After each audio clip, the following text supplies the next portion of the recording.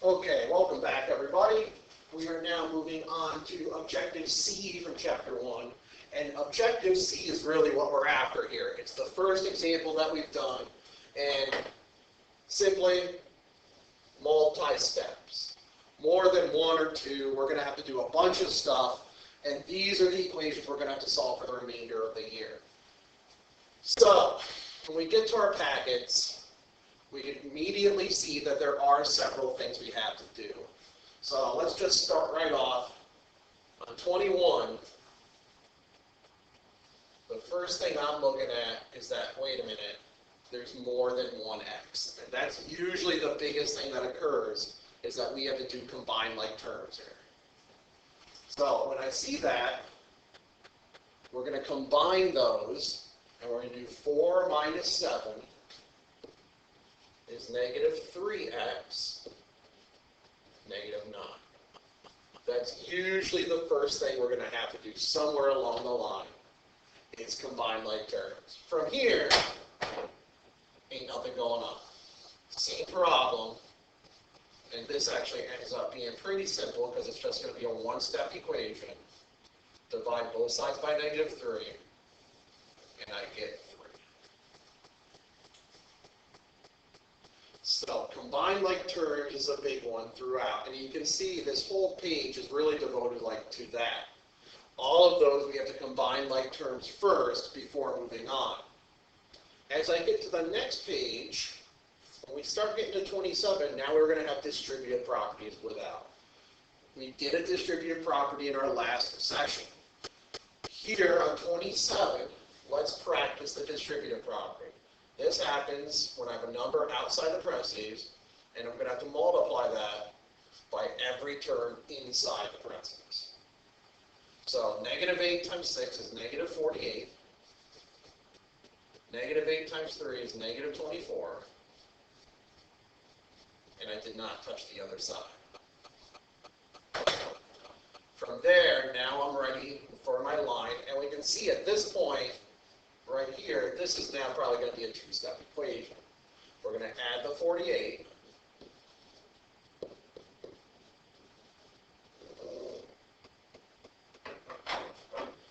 I did not touch the negative 24.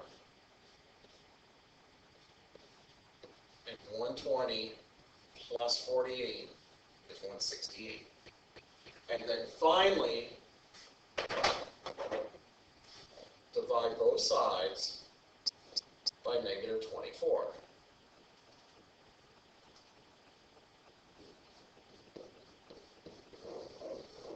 And there we go. So, combining like terms, distributive property. These are the things we're adding on in order to get more than two steps. You can see once we did a distributive property here, that at this point, it's a two-step equation. It's just a matter of getting to the two-step equation. Now, when we get to 30, 30 has a pretty major error here. We can see there's a distributive property, but what most students are going to want to do is tell me that negative 5 plus 6 is 1. Like that, and then go about their business of distributing. There's something clearly wrong with that, and this will produce a wrong answer.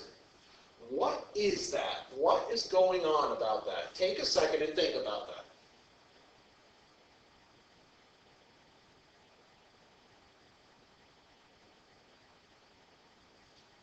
Okay? So the problem with that is that we didn't do order of operations. We added and subtracted before doing our multiplication. And order of operations says exactly that. Parentheses, exponents, multiply, divide, add, subtract. So I have to do all of my multiplying first, and distributive property is multiplying. So 6 times 3 is 18, and 6 times 7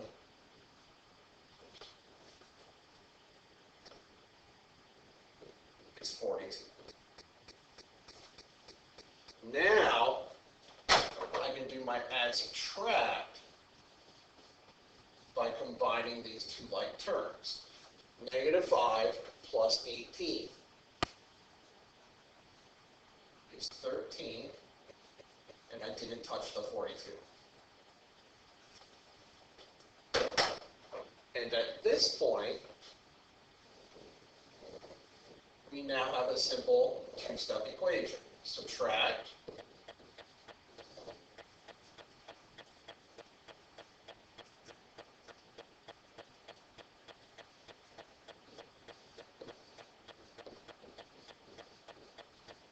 and divide.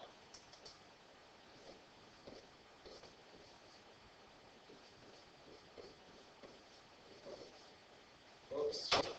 And we do want to get in the habit, because I have 4 equals k, let's get in the habit of writing that correctly, of k equals 4. As I go to the next few pages, we can see 31 does not have that. It's just a regular distributive property. 32 does have this going on. You can't tell me that's 10 there. But the rest of these are pretty straightforward. When we get to 34, I do see an issue. And that issue is right here. It's going to be helpful when you get to 34 that before you do any work,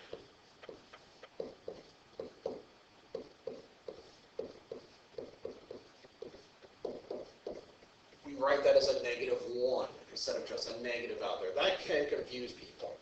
And now, my very first step in simplifying this is going to be, let's distribute that -1, like so. Now, my next step, I see like terms.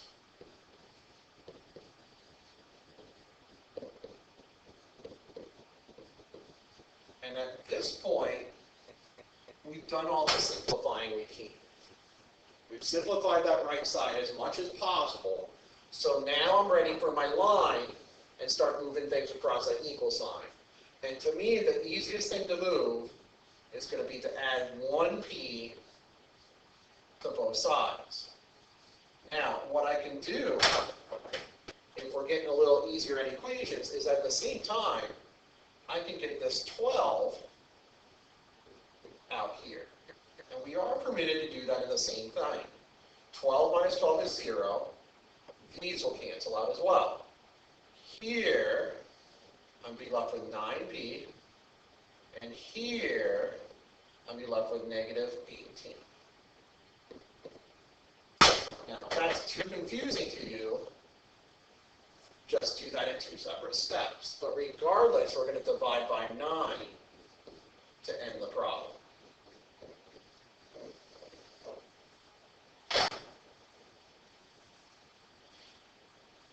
And as we move on through these problems, we can see that all of these are going to have more than one term to combine. Okay? And when I get to 37, let's go back. I saw that 36 had an extra variable here. 36, I just see 3 terms with an x there. So 36 I'm going to want to do. Okay.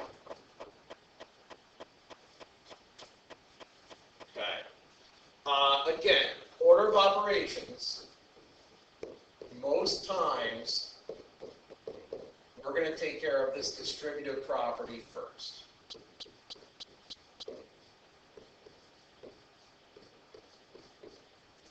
Like so. As I look at what I just produced, this side has nothing to do. I can't combine 24 and 2x. They are not like terms. But on this side, I can combine those. So again, I'm going to leave the left side alone. But here, I'm going to do -42 minus 7. Like so. And now we can see we're set up with that format in this step where it's just 2 things on each side that I can't combine.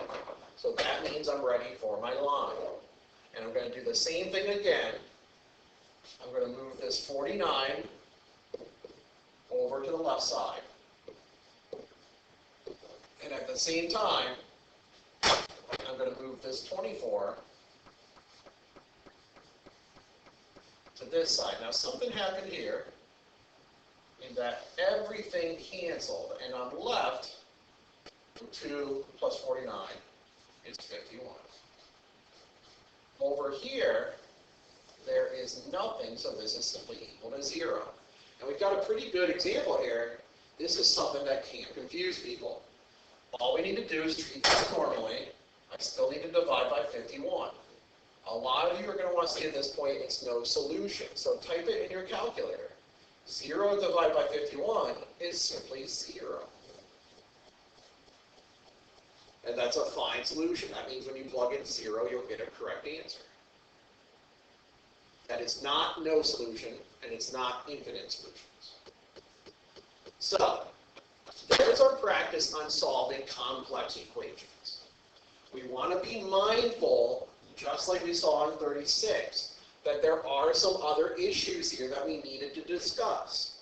First of all, most of the time we're going to get that x equals some number. And I'm just going to call it a number a. If you want x equals 5, x equals 2, x equals negative 3, x equals 1/2. But this is known as one solution.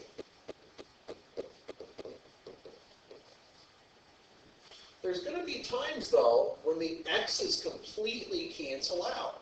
There's no x in my equation.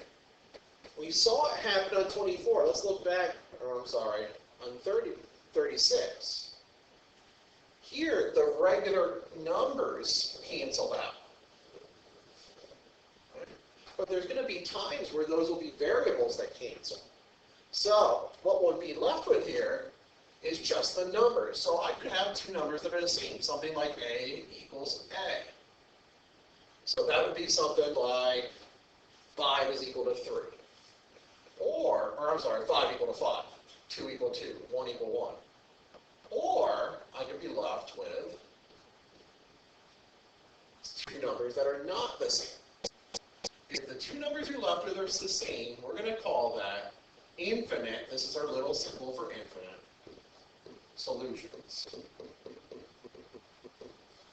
If the two numbers are different, this is called no solution.